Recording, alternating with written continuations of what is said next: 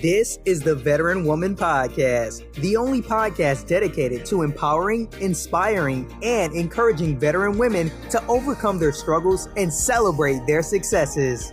Now, here's your host, the one and only Airial. Hello, listeners. How are you today? Welcome to another episode of the Veteran Woman Podcast. I am your host, Airial, and today's guest is CB Wallace, who is a very good friend of mine. We were stationed in Naples, Italy together, working for NATO, and that's when we met, and we just connected, and we've been friends ever since. We kind of lost connection for a little while, but lately, oh my goodness, I'm telling you, we're always on Skype or Zoom or the phone or whatever.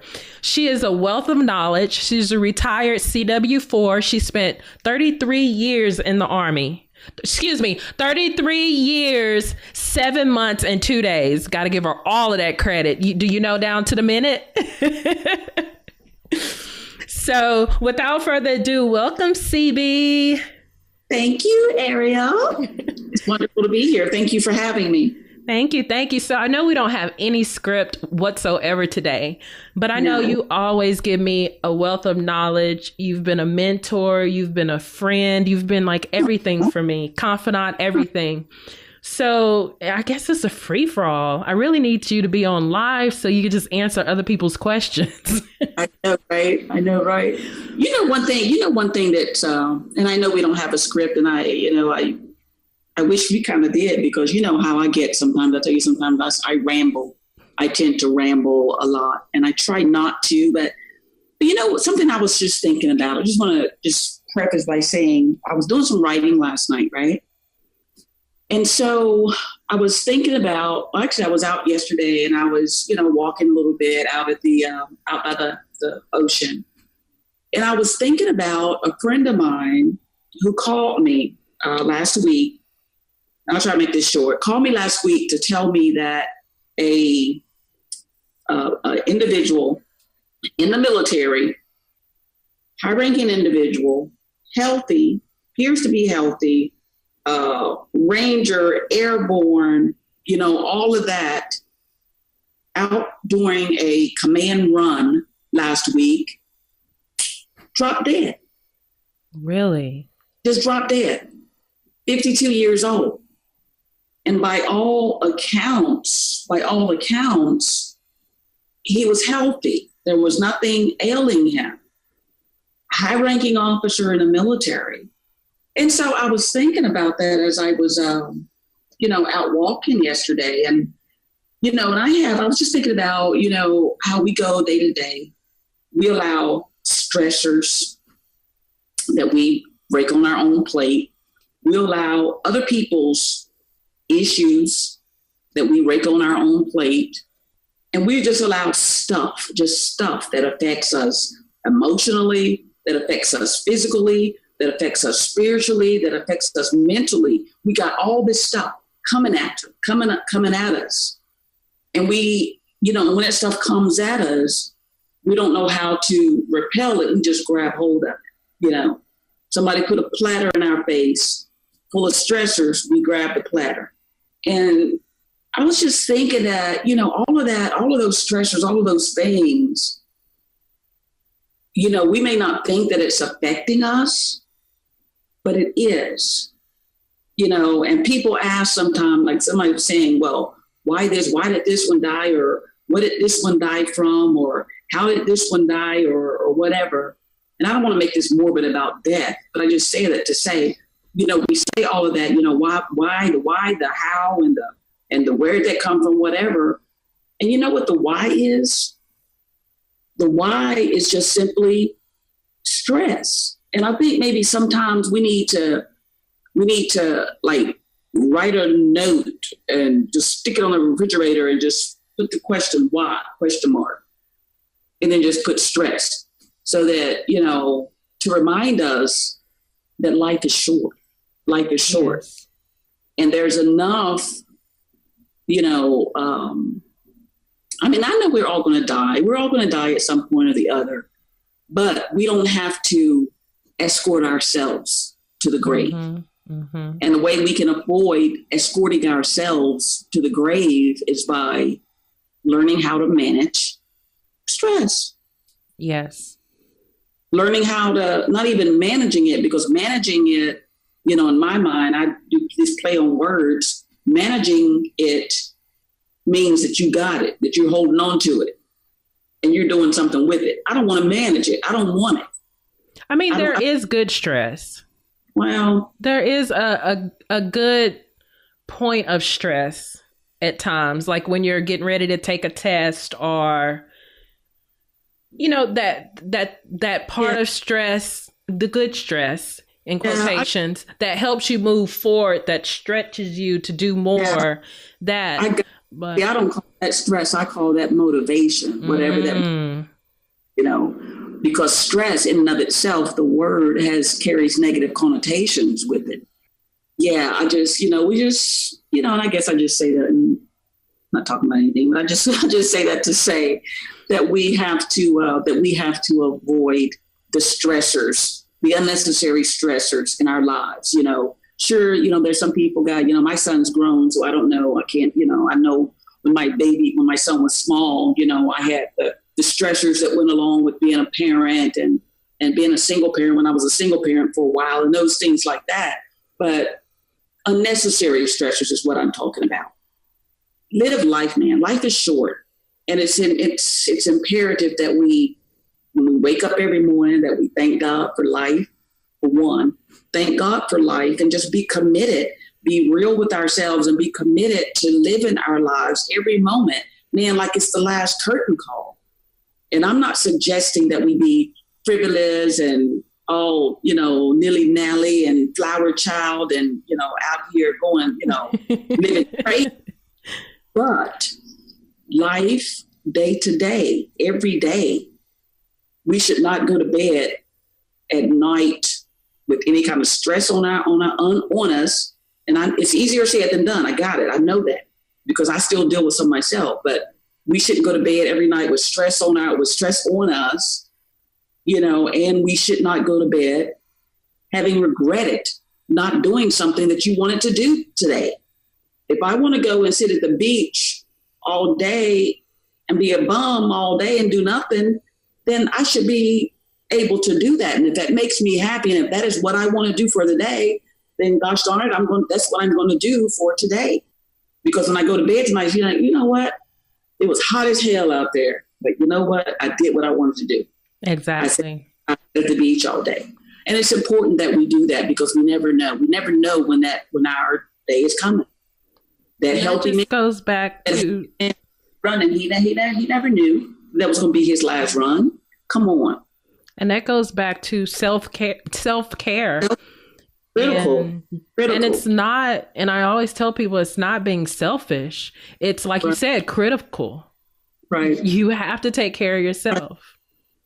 But, there's part of self-care is, and you're talking about something being good. There is a good selfish. Now, I believe there's a good selfish. Self-care, again, the word self, that means it's about me. It's about me. So self-care, that means it's about me and I'm caring for myself. So that is in and of itself selfish. But you have to be where your health is concerned. You have to be where your emotional well-being, your wellness, your mental, I don't care if it's mental health, whatever, seeking medical attention, getting diagnosed properly. If you have some kind of imbalance and it's messing with your psyche or whatever, not being embarrassed or not being ashamed or afraid to go to the doctor and say, you know what, doc, something's not right. Something's going on. I had this imbalance or whatever, and get professional help, get medically diagnosed so that you can have that balance in your life, so that you can, get relief for whatever is going on, And I know you're big on the total health and wellness multi-pronged aspect of living. Can you tell us more about that? Well, I believe, and it's not just what I believe, there is, this thing called total wellness. So total wellness, there are various components of your total wellness. the ones that I focus on and that I do a lot of research, and that is what my message is when I speak and when I write, is your physical wellness, your emotional wellness, your mental wellness, your spiritual wellness, and your financial wellness. And those 5 components, I believe, they must be properly aligned in order for you to live a complete and a balanced life of total well-being. The well-being is the whole. Well-being is having all of those elements synced, having all of those elements of your life synced, whereby you're balanced. That means that you're living versus merely existing. If you might be good physically, you might be good emotionally, might be good spiritually, you might even be good financially. But if your mental self is out of sync, if your mental health is not right, something's not clicking, then baby, you need to go see about that, because that will cause a huge breakdown. That will cause that one element. Each one of those elements by themselves can put undue stress on you. And each one of those elements by themselves can cause you to wreak havoc in your life, with imbalance, with stress that can lead to just a whole litany of, debilitating issues in your life. So it's important that we look at not just, I eat healthy and I eat good, or my finances are good, I'm good mentally, I'm good emotionally, but I don't eat right, or I don't exercise. And not saying that everybody has to exercise. I'm just saying that your physical body, you get one body. So what you put into your body, it's like garbage in, garbage out, just like the computer. We're careful about what we put in our computers. We're careful about, I don't want to offend the dog lovers, but we're careful about what we feed our dogs, but then we'll put any garbage in our bodies. That's true. I'm a dog lover, and that's true. Yeah. And we have to be well-rounded, if you will. And we have to be concerned about each and every one of those elements of our total wellness, our total makeup. Because I've lived with imbalance in, let me think, physical, yeah, spiritual, yeah, emotional, yep, mental, yep, financial, yep, yeah. So I've lived with brokenness in each one of those elements of my life. And as I continue to strive to raise up, to rise above whatever those obstacles were that caused that imbalance, I want to share that with other people. And that's my message. And that's what I want to share with other people. And primarily my target audience is women, young women, and seasoned women. I don't like to say old women, but young women and seasoned women, young girls, seasoned women, middle-aged women, older women who have gone through those things that have left them feeling like, I just don't see a way out. I always say those things that seemingly, getting over those things that seemingly took you under. You don't have to stay there. And I know it's hard because trust me, I've been there, from my early childhood through an adult. And I'm not talking like years ago. I'm talking as early as late last year, still struggling through some of those issues and some of those imbalances and some of those obstacles. But I'm determined through my faith and in God, and through my trust and my belief, and a seizure of my courage, my power, and my strength, taking those things back, those things that I had lost somewhere along the way, but taking that power back and rising above those obstacles and being determined to live a better, healthier, well-balanced life full of total wellness and complete and total wellness. So that's what, it's a soapbox. I know I sound like I'm on a soapbox sometimes. No, it's what you're passionate about. What do you say? There's a word. That's my culture. My culture is wellness, everything wellness. No, I'm not a psychiatrist. I'm not a licensed clinical psychotherapist or any of that. But I know about those things. I have been through them. I have a psychiatrist. I have a therapist, but I've been through them, and I know. And if I run, and I've run into people, to young women, and we, talked, and I've shared parts of my story with them. And we got, to talking about different things as it pertains to mental, your mental health and things like that. And one of my things is if I see in talking to you, or if you ask me directly, or if I hear a cry for help, then it's my job, it's my duty, as a caregiver and as a caring human being, to refer you or anybody else who I see needs some professional help, to refer them, give them the tools that they need, arm them with the tools. And that's what I want to do. Give them the tools that they need to seek that professional help. I can help them in some of those areas, but as far as, diagnosing a mental illness or treating somebody who has a serious, and I'm not talking about just, I got my heart broken, and that's the emotional side. I got my heart broken and this, that, and the other, we can deal with the emotional stuff. But if it leaves your mental, if it leaves your psyche out of balance, if it leaves your psyche broken, you have to seek help. You got to. You have to. And there's nothing wrong with that. Because like you said, you have your own therapist. Yeah. I've been in therapy before. It's nothing wrong with it because, and I know I hesitated on getting a diagnosis.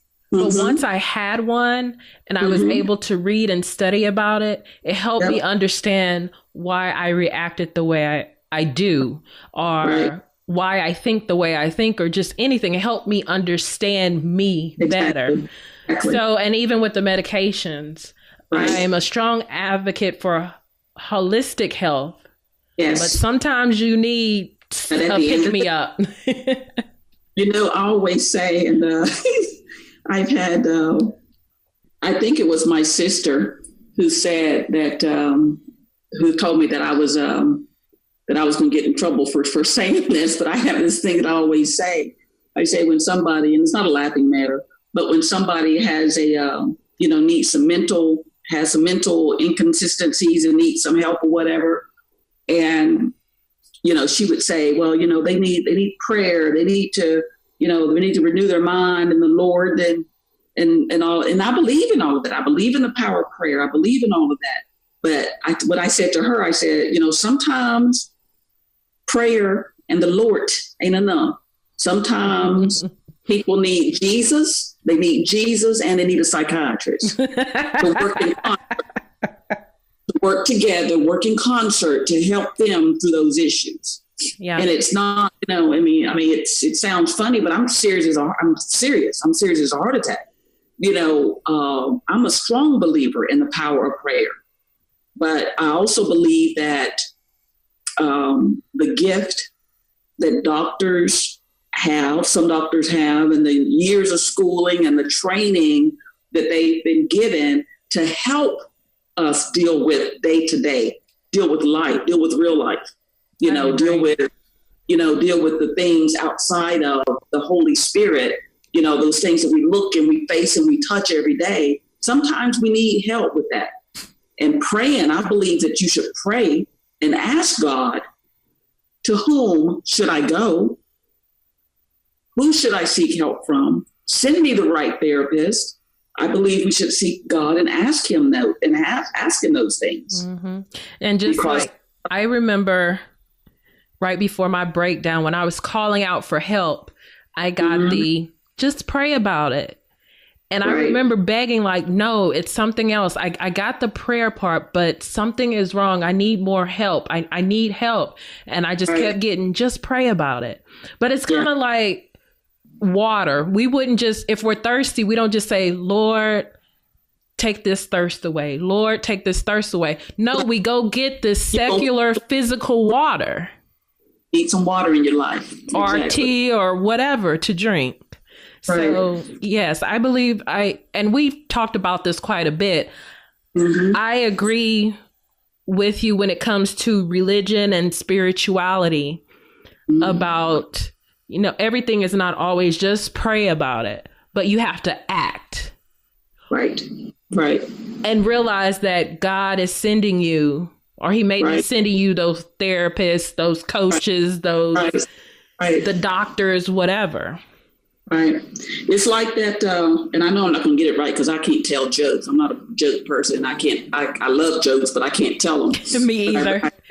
And you're probably thinking of the one I'm thinking of too. But I heard this thing one time about there's a guy, he's stranded on a rooftop or something during the flood or whatever. And he's praying, Lord, send help, send help. And somebody came through in a boat. And the guy stood there. No, I'm waiting for the Lord. I'm waiting for the Lord. Send help. Then somebody comes through, and I'm probably telling this wrong. Somebody comes through and they tosses him a rope, tosses him a donut with a rope tied to it. Grab hold of the donut. Grab the donut. I'll pull you in. No, I'm waiting for the Lord. And then God sends a helicopter overneath, and guy rappels down, and he's going to pick him up. And no, I'm waiting for the Lord. And then he's sitting there and the water just overtakes him. The water's just starting to overtake him.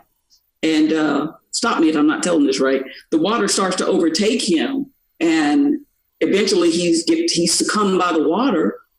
And as he's going down, he's like, Lord, I prayed for you to rescue me. And the Lord reminded him, I sent you a boat. I sent you a donut with a rope. I sent a freaking helicopter with somebody to rappel down. Who the heck you think sent you that? Exactly. And you told it correctly, or the gist of it at least, but yeah. You get the gist. Yeah. Exactly. I just want to share something that I wrote when we're talking about mental health and its shame. Okay, so let me share this with your listeners. I was ashamed. Even after I got the diagnosis that I had a mental disorder, PTSD, post-traumatic stress disorder, and all the crap that goes of the symptomatic crap that goes along with that.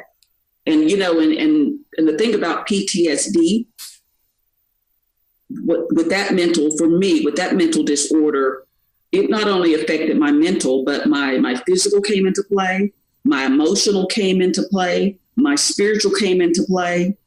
And all of those things were affected by that diagnosis of PTSD. I was ashamed because it's like, oh, I'm a CW4 in the U.S. Army. I don't have PTSD. I'm the chief. Everybody looks up to me. I'm the leader. How can I have PTSD? So, I had that attitude and I resist. And it was ego. My ego. It's like, no, people can't know. I'm not the face of PTSD.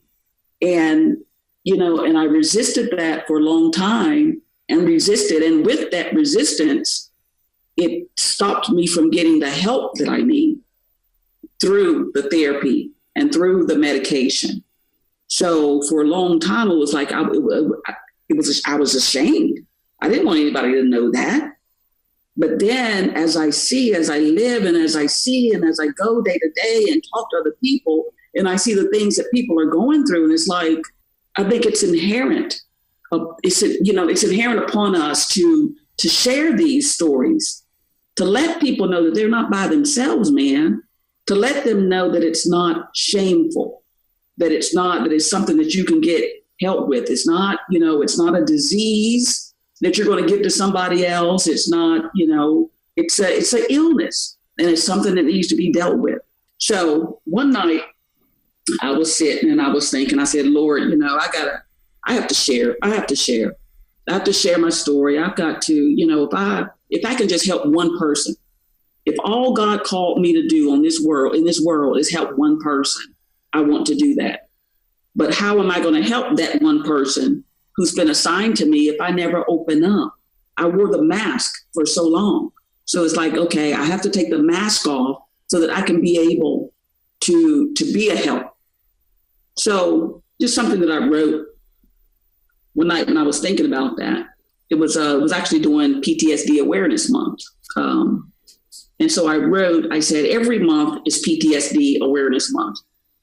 Anxiety, depression, societal fears, nightmares, all these remnants of PTSD.